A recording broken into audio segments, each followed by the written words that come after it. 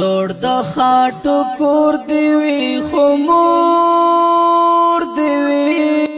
د غربت څپو په ژوند کې کړولې وه ناروغۍ نور هم د مایوسۍ لور ته وړې وه او په تیره د نستۍ شپو ورځو په ځان حیرانه کړې وه په داسې حالاتو کې د ژوند تمه پیدا شوې وه ځکه عطا په نوم دا ځوان به یې حال اخیستو ته ورتلو او ورته به یې لازمه مرسته رسوله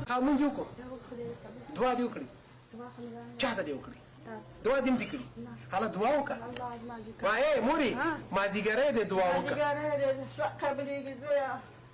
خپله به یې ویل چې کونډې مړې شي هله مړې شي شاید په ځان پوهېدلې وه چې نور به یې ژوند زیات نه وي خو په دې امید به یې ژوند تېروو چې وس یې د رزق غم شوی یو څوک شته چې حال یې اخلي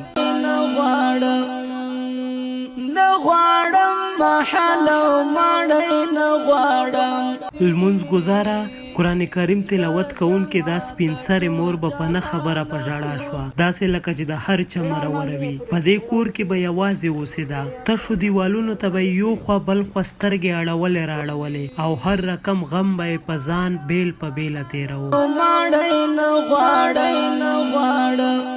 مرګی حق ته خپل روح یې پاک رب ته سپارلې قبر پرې جوړ شوی خو په میراث کې خلکو ته پاتې ویډیوګانې او عکسونه شاید چې ډیر خلک ځوروي او خفه کوي خو ورسره د ډیرو لپاره یو غټ درس هم ده ژوند د سختۍ او امتحان نوم دی هر رنګه حالات تیریږي خو یاد یې پاتې کیږي